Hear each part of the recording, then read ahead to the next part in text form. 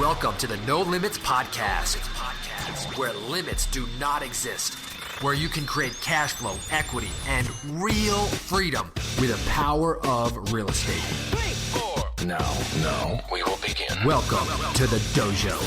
The dojo.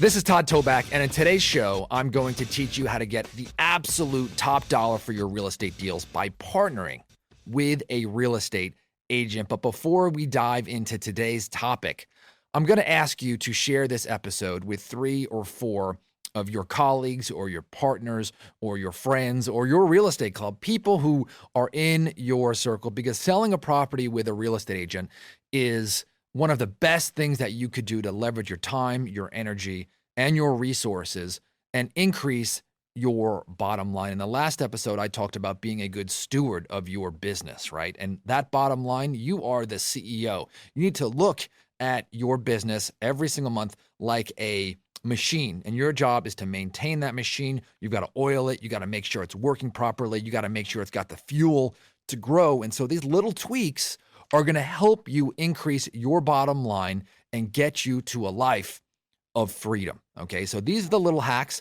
that are going to change your life. So do me a favor, if you're consuming this on iTunes or Spotify or Google Play, just copy and paste the link to this show and text it to 3 or 4 people who really, really need to hear it. Now, in today's show, I'm going to talk about partnering with a real estate agent. Okay, now, many of these podcasts focus on the acquisition of real estate deals. This show and the last show focused on the disposition of your deal, selling your properties for top dollar. And this is something that I don't talk about a lot, but a few years ago, we transitioned from our own cash buyers list, and we still do use a private cash buyers list. And when we do that, we use the method that we talk about in the last episode. But 90% of our deals are actually sold through real estate agents. And the reason why we did this was because we were looking at a way to get a lot more for our properties, to harness the open market of buyers out there, and to really take on another team member, but without taking on any overhead or risk or, having to train someone from scratch. We wanted to work with somebody that knew the business, that could handle the paperwork, that could eliminate a position in our company and really increase our profits. And so switching to selling our properties through a real estate agent has been a game changer for us. If you're making, I don't know, $70,000 or $80,000 a year in this business, or you've never made any money, I could tell you that selling your stuff through an agent is just one of the best things that you can do. Okay, now here are some of the benefits. You're going to save some time. Okay, I can tell you that dealing with cash buyers, there's going to be text and emails going back and forth. You've got to go find them. You've got to negotiate with them. You've got to train them, like I talked about in the last episode. You've got to deal with the offers. You've got to send out the paperwork. You've got to make sure the EMD is in. You've got to deal with the negotiations. And hey, this is a great business, right? It takes work. But dealing with an agent, imagine if you could take somebody and now put them in this position. They were going to handle all of this, and you weren't going to have to pay them any money up front. They're used to working on 100% commission. They're going to handle pretty much every single piece of paperwork. And in addition to that, you're going to make a bunch more money. Well, that's the topic of today's show, right? That's something that we do, and I'm going to teach you how to do this the right way. And there's a wrong way to do this, and there's a right way, right? But right now, as we speak, we have 11 properties that we have listed with a real estate agent, okay? And so you can do this in any area of the country. Of course, when it comes to paperwork and legality, make sure you always talk to your real estate attorney. But I know people doing this in pretty much all 50 states, okay? So here's how to save time and make more money. Now, when you sell deals with a real estate agent, you're going to be paying a commission off the top of your deals. But one of the things that I've learned is that rich people buy time, poor people sell it, okay? I'm going to repeat that. Rich people buy time, okay? Poor people sell it. So you're going to be giving a piece of your deal away. The great part about this, though, is that you are actually going to net more while you put less hours in the business. Okay, when you do this, you're going to get more for your properties. You're going to store your mental energy. Okay, your energy in this business is just going to go through the roof. Dealing with cash buyers, a lot of them, is sometimes exhausting. Okay, and it's going to allow you to scale, right? You can scale in your own market, or you can scale to multiple markets, because now you don't have to worry about a cash buyer's list. So now let's talk about how you do it. Okay, number one is that you want to make sure that your contract has language in it allowing you to list on the multiple listing service. Now, multiple listing service is the service that real estate agents use to list properties out there to the public. Okay, and so every real estate agent has access. It's called the MLS. Sometimes it has a different name, or they use abbreviations. But you want this language in your contract that you can list the property on the MLS. Number two is you want to start interviewing real estate brokers. Now, this is really, really, really key. You do not want to find a real estate agent. You want to find a real estate broker. Now, every real estate agent, they actually work for a broker, right? A broker is basically the boss, right? They can make all the decisions.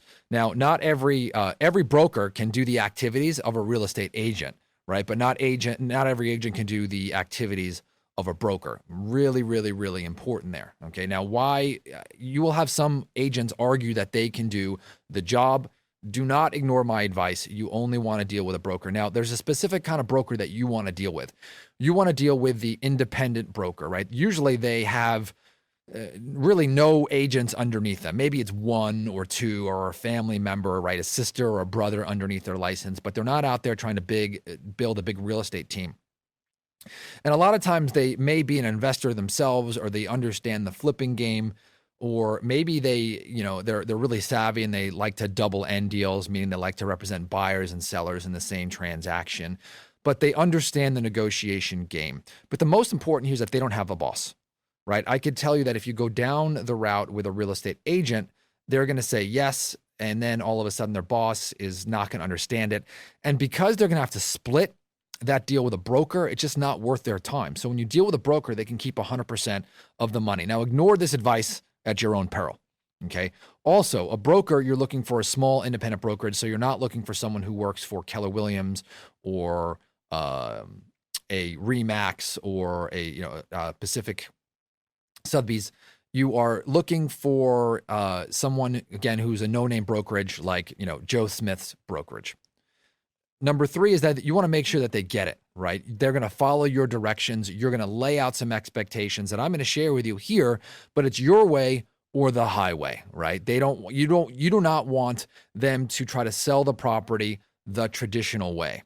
I'm going to talk about the feeding frenzy method, which I did in the last episode, so you might want to check that out. But they're going to be using the feeding frenzy method to get the most for your properties. I'm going to repeat some of that here, just in case you haven't listened to the last episode. All right. Now, give your agent a process and explain it thoroughly. Okay. Give it to them in writing. The next thing that you want to do is have them list your property on the MLS and list all the details of the property. You want to have the pictures and a video. You also, if possible, and you also want to put your terms on there, right? So for example, it might be $5,000 non-refundable EMD, that's earnest money deposit, might be 10-day close, cash, or hard money only, right? One inspection time from 10 to 10:20, be on time, no secondary showings. You also want to hire a property inspector, right? This is a professional inspection that you are going to bring in the house from between $200 and $250. Now, the reason why you want this is that many of these buyers are going to want an inspection. So you've got to set the tone that, hey, listen, you can come to the inspection and do your own inspection, but I'm also going to give you my professional home inspection. If you don't trust my inspection, that's fine. You can bring your inspector to that one showing. I don't care, but it's this way or the highway, right? You want to keep this line tight, keep everyone in order. It's your way or the highway. Then you want to have your real estate agent handle the inspection, have everybody there, set the tone, have them set a deadline for when all offers are due, and deal with that. Now, all these offers are going to come in. Now, here's the difference between selling to your own private cash buyers list and the multiple listing service. is that almost always on every single deal, there is one or two buyers that are significantly higher than everybody else. We call them the one-off buyer. And the MLS has a way of flushing this out where you will get, let's say, a father and son who wants to flip a property, right? So maybe, they're living together and they say, hey, wouldn't it be great to flip a property? And they've got $200,000 sitting in the bank.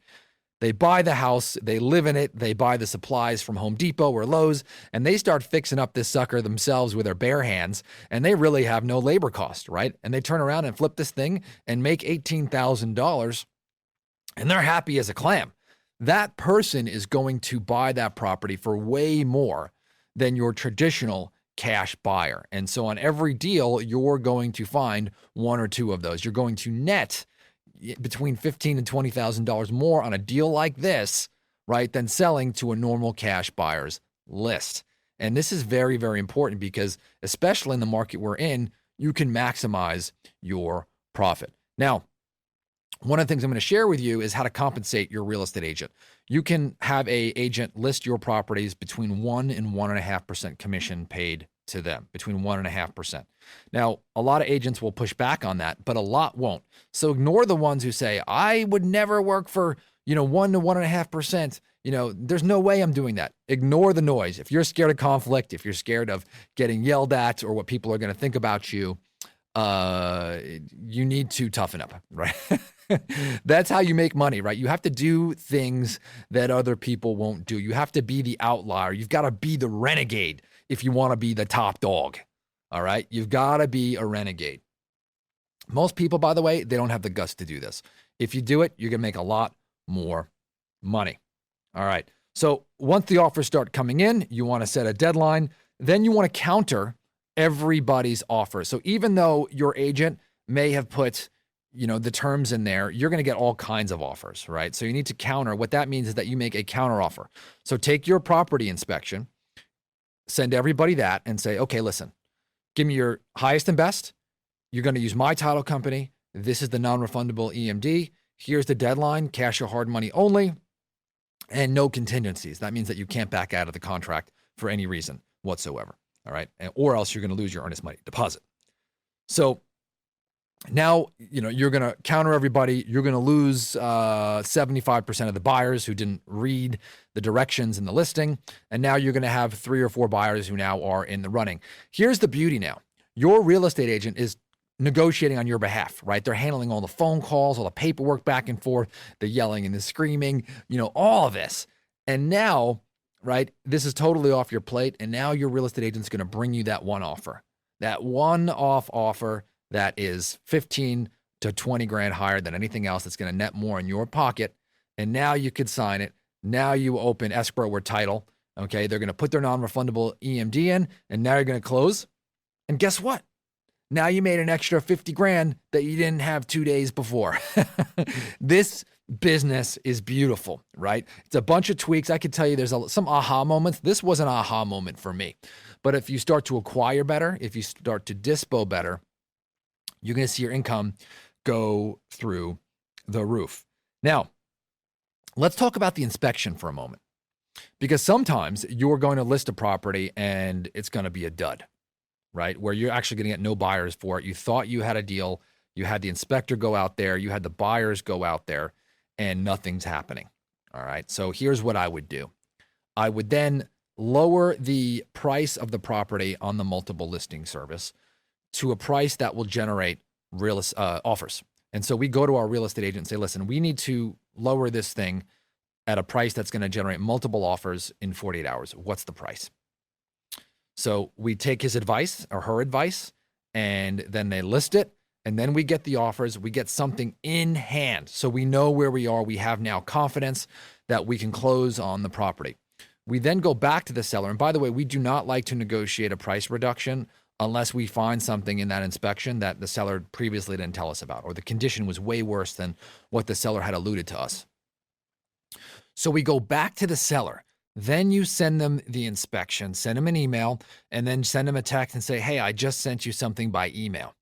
You want to wait You want to send that at night, and then you want to have them look at that email, let it soak in overnight, let them look through it. And I can tell you that inspections, when you look at these things, they're pretty scary, right? They uncover a lot of stuff at the property that the seller didn't know about. And it also puts a big magnifying glass on everything that's wrong. And so now this softens up the seller and prepares them for a price reduction if you're going to need one. Now, you're going to get one of two answers. The seller, number one, is going to agree to your reduction request. Number two, they will not agree to your reduction request and accept another number. Or three, they're going to say, go fly a kite, right? So in the first scenario, if they take your offer, that's great. Then go accept your buyer's offer, open title or escrow, get the non-refundable EMD, and then close. Number two is that you can go back and negotiate with the seller and get a number that you can make some money on, right? And if that happens, come to an agreement, get the money, EMD in, and close. And third is you may lose this deal, right? And now you will be out $250 for your inspection. But I'm going to talk to you a second about the law of averages. All right. By the way, this inspection, it may or may not be the end of the deal. If the seller says no, you want to then just end it on a friendly note and then follow up, once every 5 or 6 days, and maybe send them a little cell phone video or a text just saying, hey, I'm still here.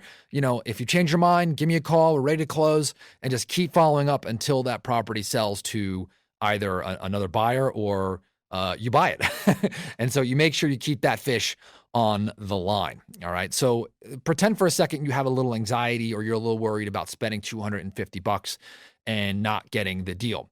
Imagine that you do 10 deals and for whatever reason, you lose 7 of these deals, right? You don't buy 7 because of this property inspection, or you don't get reductions on 7. But these other 3, you are able to negotiate $10,000 in price reduction. So that is $30,000. That is 30 grand. And let's pretend that your inspections are $250 and you multiply that by 10. That's $2,500. Are you willing to spend $2,500 to make an additional 30 grand?